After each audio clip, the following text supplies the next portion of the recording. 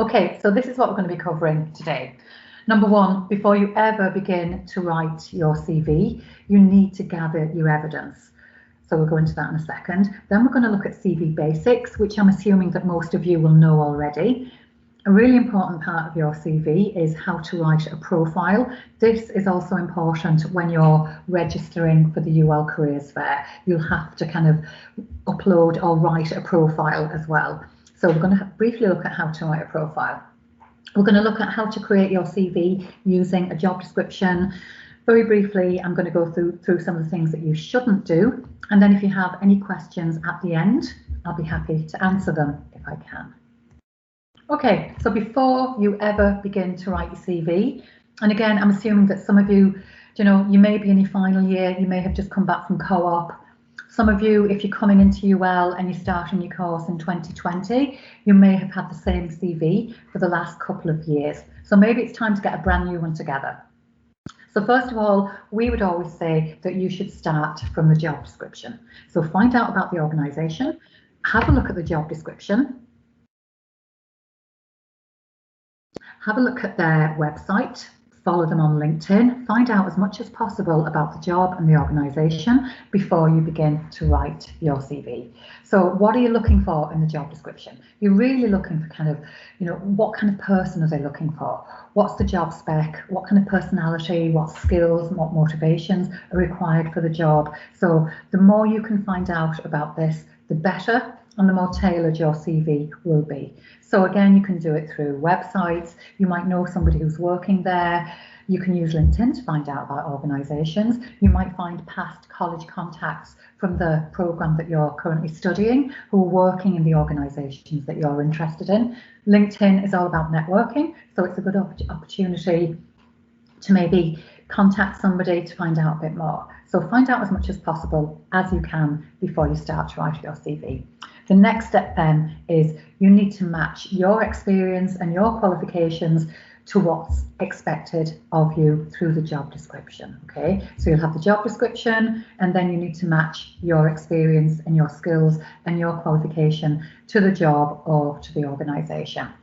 So the next thing before we start looking at writing our CV is, and here's a really interesting CV. This is a graphic design CV. It's not one that we'd usually see too often in UL, but I know there are some kind of designery programs in UL where your CV might be expected to be a little bit more creative. But the point of this really is just to say that there is no such thing as a perfect CV. So you need different CVs for different jobs. You need to tailor your CV for each job, and the fact is that 9 out of 10 people don't do that. So if you can do that, you're ahead of the crowd already. So different CVs for different jobs, and you're on your way to a good start.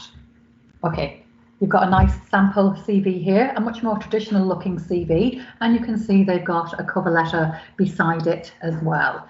So again, we're going from the very creative to the more traditional, but it looks really nice. So back to CV basics. Realistically, your CV should be 1 to 2 pages. It seems to be becoming quite common that a lot of CVs these days are 1 page long. And the website I'll be showing you in a while, most of the CV templates on that, they are 1 page, but obviously 2 pages is fine as well. So what should you include?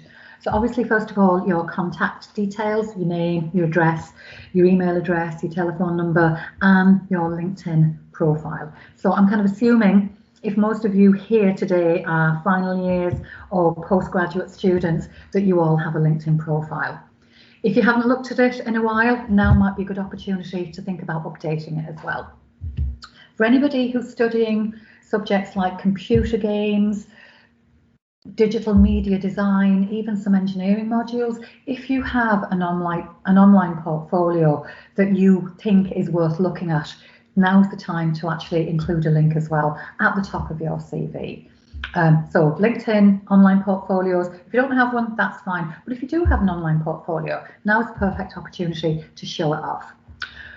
Next, brief profile. We'll be looking at that in the next slide. Then usually, again, education and work experience. These 2 sections, sometimes if you've got a lot of experience, you might want to start off with your professional experience first. Today, because I'm assuming that most of you, you may not have had a lot of experience to date, you might want to start with your education section. So you'll begin with your degree or your master's degree, your current QCA, or what you're hoping to graduate with next year. Then you just need to include your core or your relevant modules. If you have any relevant projects or your FYP or your thesis, and again, I'm aware that you probably won't be starting them yet, but when you do, you might want to add them. A very brief overview of your final year project or your thesis. Leaving certificate, you might want to include just the points that you got at this stage. Again, definitely no primary school information, and you don't need to include junior cert information either. Okay, so leaving cert, a brief mention, and you're kind of going into more details about your degree and or your master's degree as well. We're looking at the next heading here, work experience. Even kind of looking at this, I would say if you have relevant experience, use that as a heading. Use relevant experience, use professional experience, use engineering experience. In Ireland, work experience usually means something that you did when you were 16 for a week or two as part of transition year. So when you're thinking about how to use language in your CV, look at every single word that you're using. Every single word is valuable. So if you can replace work experience with engineering experience or professional experience, absolutely brilliant. Then you can put your other experience into a section called other experience as well. So in this section, if you don't have a huge amount of experience at this stage, but it's relevant, you can include that in this section. And you might want to separate relevant from other experience as well. Okay, skills, really important. Actually, I think, for work experience, do you have to include exact dates? Usually it would just be the month. So it could be February 2020 to August 2020. Or you might want to say summer 2020. So you don't have to give the exact day and month. So just the month and the year, really. Okay, no problem. Skills, okay, I suppose this is really, really important. I suppose a lot of employers these days, it's less about the course title and more about the skills you have. So we were just talking, I'm not sure if we have any history students here today, but the kind of skills that you're gaining from your degree, or I think we may have a couple of psychology students. You have research methods, you have statistical analysis. So I think it's really important when you're putting your CV together to think about the skills that you have and to have a skills section. It's not enough just to have something like a co-op CV. You need to put the skills that you have, and you need to be really specific about the skills that you have. You also need to include if you have a driving license. So I know that if you're interested in applying for a graduate program, you need, if you're applying for a graduate program, for some of them, they ask you to have a full, clean driving license. So if they're looking for that and you do have one, make sure to put it in. Languages, again, if it's years since you did Irish at school or German at school or Spanish at school, take it out. You only need to put the languages in that you can actually speak, okay? Interests, again, these are kind of important if you don't have a huge amount of experience. So they say kind of more about your personality. So if you have any volunteering experiences, any sporting interests, you could include those in your CV as well. The common thing to put these days at the end of your CV is not to include the names and details of referees. You would usually just say references available upon request. It still means you need to ask permission from your referees. So it could be a previous manager from a job you're in. It might be one of your academic lecturers, your tutors, your course directors. So it's still important to ask for their permission, but it's completely acceptable to say available upon request. Okay, the really important part of your CV. So it's usually one of the first things for international. Could you put, yes, you could put your scores in for level of fluency. And again, I suppose not every employer will necessarily understand what the level is. So you could also put highly proficient, things like that. So you need to be as specific as possible. Okay, so after we've had your contact details, this is another really strange looking CV. But as you can see, this guy is studying multimedia. So he's not going to have your usual, 2-page list of kind of courses, list of jobs. It's going to be much more visual. Yours probably won't look like this, but again, it's just to give you an idea of different types of CVs. You can see his profile is very snappy, it's very succinct, it's very to the point. So your profile is the opening statement of your CV, and it's a very short introduction which is relevant to the job you're applying for. It includes your relevant qualifications, your relevant skills, and your relevant work experience, okay? So it's not enough just to say, I have excellent teamwork and communication skills, and I'm looking for a job in X or Y. You need to be really specific about the skills that you have, and they need to be relevant to the job. Okay, so how to write your profile, okay? So it needs to be really 4 to 5 sentences in length, and it can take a bit of time for you to think about, how you're going to write a good profile. That's why it's so important that you've done kind of the work beforehand and looking at the job description, and you've looked at the job specification, because they will give you the words and the phrases that you need to write your profile. So it needs to be 4 to 5 sentences. You can either write it in the third person or the first person, but you need to be consistent throughout. So really, there's 2 parts to this: who you are, what you're currently studying, what you're looking for, and what you can offer. So that could be skills, it could be relevant experience, and again, use the job spec to help you. So 2 parts to your profile: who you are, what you're studying, and what you can offer. So it's relevant skills, qualifications, or experience as well. So it takes a bit of practice, but if you can put together a good profile, it can make all the difference, because it will make an employer want to keep reading your CV. Okay, so here's a couple of examples. You've got a pretty good example here, so you can see it's quite specific. It tells you who they are, what they're looking for, what kind of skills they have, and they've been very specific about that. The last example, the poor example, that's pretty common, and they're the kind of things that we see. We see lots of dynamic individuals with excellent teamworking and communication skills, and you can see there's a spelling mistake there as well. I would like a job in business.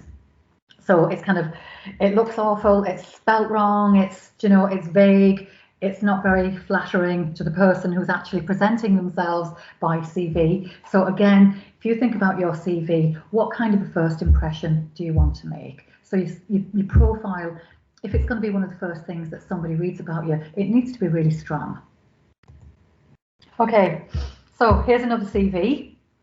It's kind of dark grey and white or cream. You've got 2 columns. You've got kind of the column on the left and a wider column on the right hand side. It's still quite nice. So you've got your education, your experience or skills down the left hand side. You've got the symbols for LinkedIn, things like that on the left hand side as well. And you've got a nice succinct profile. So that's a little bit more traditional, but you can still see it looks kind of creative.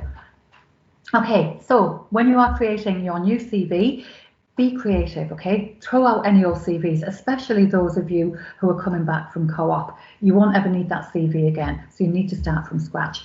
You need to start with the job description and get a blank piece of paper. On that blank piece of paper, you have on one side the job requirements, and on the other side, my evidence, which is your evidence. If you're looking for kind of free CV templates, like some of the ones I'm showing you here, if you look at cvtemplatemaster.com, they have hundreds of Microsoft Word CV templates that you can download for free. Some really, really nice ones. So maybe have a look at that if you're thinking about how am I going to present myself. So lots of them are free. Okay, so I took a job that I saw a couple of weeks ago. Digital media company, we're looking for a digital marketing intern. So basically what you would be doing is you'd be getting a blank piece of paper and you'd be copying down the job requirements. So you can see on the left hand side what they're looking for. So they're looking for 1, 2, 3, 4. They've got about 6 requirements for this job. So they're looking for somebody who's got a focus on marketing, who has an excellent knowledge of social media, and who has a proven track record of social activity. So if you're kind of actually writing down the points from the job description, even words like that, proven track record, that you need to give examples or evidence in your CV as well.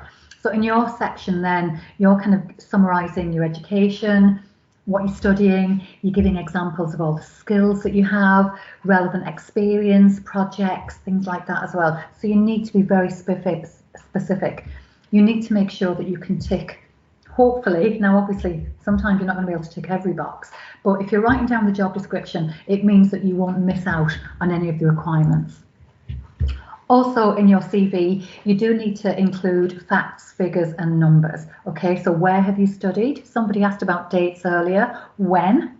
So was it from September 2019 to May 2020? Finances, you know, if you've worked in a job where you had to handle cash and money, how much money did you save? Was it really busy? Were you handling large amounts of cash? You know, were you responsible for large amounts of cash? Sizes, you know, what was the size of the team that you worked with? So again, include facts, figures and numbers. So we're trying to be as specific as possible here. Okay, what to avoid? Lots of things. Okay, I suppose poor visual layout. It needs to look really good. Okay, so it needs to be clean, it needs to be simple, it needs to be concise. So again, have a look at some of the templates and, you know, see what suits you. So poor visual. Is there a specific word count for a CV? No, there's not. So usually, again, it's 1 to 2 pages. So again, I've seen some amazing CVs for people who've had years of experience and their CV is 1 page long. So again, it's a good example of excellent communication skills if you can actually put all your information into 1 page. And a lot of that is to do with layout and design and good visual layout as well. So I mean, I suppose sometimes I think a CV, and that's because I'm a CV nerd, it is a little bit like a work of art, how you present yourself in your CV. You know, it says a lot about you as a person. And, you know, so, but there is help out there. So you've got the different templates. We're happy to have a look at it for you as well. But I suppose visual layout is important. Some people have loads of bold. You know, I'd be sparing with the bold. So, you know, just think about what it's looking like. Inappropriate photographs, like we saw a few minutes ago. No inappropriate photographs, no strange photographs. Usually for Irish CVs, we don't have any photographs at all, but it seems to be becoming more common that people are inserting their photographs in their CV. So it's optional, you don't have to do it. LinkedIn is a different matter. You do need to include a photograph on LinkedIn. Is a coloured font appropriate? Yeah, it could be, as long as it's not, you know, too many colours. So, I mean, again, today I was looking at CVs. I had people with grey. You had kind of shades of grey and black and white and pale blue, but it was done really tastefully. So again, I think if you have a look at some of the different templates, you'll know when you see a template that you like, even if it has different colours in it, as long as they're not garish or, you know, pink and things like that, unless it's relevant to the job. So too much text crammed in, nobody's going to read it. Poor spelling, bad grammar, you absolutely need to check your grammar and spelling, because remember, you're either in your final year of college or you're doing a master's degree or you're doing a PhD, you are expected to have a good grasp of grammar and spelling at this stage. And I know that's not necessarily true, that everybody makes mistakes. So get somebody else to check it for you. Check your fonts, different font sizes. It's too busy, nobody likes to look at that. Long paragraphs and sentences, too many tables, lots of underlining. So again, try to keep it, you know, try to keep it clean. Marital status and age. You do not need to include your marital status, whether you're single, married, divorced, separated. You don't need to include your age. You don't need to include anything like that on a CV in Ireland. Okay, we're nearly finished. Usually, I suppose, when you're supplying a CV, you would be supplying a cover letter as well. And they are as important, we would say in the career service, as the CV. A lot of people don't spend a lot of time on the cover letter because they think it's just, oh, I'll just fire that off. But it's a real opportunity for you to show your interest in the company and what you know about the company. So usually it's 1 page. Is it okay to put your passport picture on your CV? Maybe. I mean, if it looks good. I mean, usually you're not smiling in your passport picture. So again, I suppose I'll let you be the best judge of that, but you could. But again, you don't necessarily need to have a photograph on your CV. Okay, so for your cover letter, 1 page, 3 to 4 paragraphs, make it specific to the role again. If you've done the exercise and you've kind of broken down the job description, you should have no problem writing the cover letter. So opening, who you are, what role you're applying for, why do you want the job, and demonstrate your interest with enthusiasm. what you have to offer. So again, you're kind of going back to the CV at this stage and saying, as you can see from my CV, I worked, I have skills in. So you're kind of relating yourself to the job all the time. And then it's your opportunity to say why you're interested in this particular company. So that's why it's important to kind of do a little bit of research on the company that you're interested in, because it shows somebody that you've taken the time to find out about them. And then just a very polite ending. Okay, so to summarize and to finish, think about when you're looking over your CV, is the audience obvious? Is it tailored to a specific audience? Does it look good? Is it clear? Is the most important information on the front page? As I said, we're running CV clinics all day this week, all day next week, and possibly the week after. Some of the CVs I've looked at this week, they've got some really good information, but it was the very, very end of their CV. The most important part of your experience, your information, it needs to be at the beginning of the CV. Make sure to check your spelling. Have a second pair of eyes to look it over. That could be a friend, it could be somebody, it could be one of us in the careers service. So again, if you would like a careers advisor to review your CV with us, you can make an appointment at Careers Connect and we'll be happy to meet with you.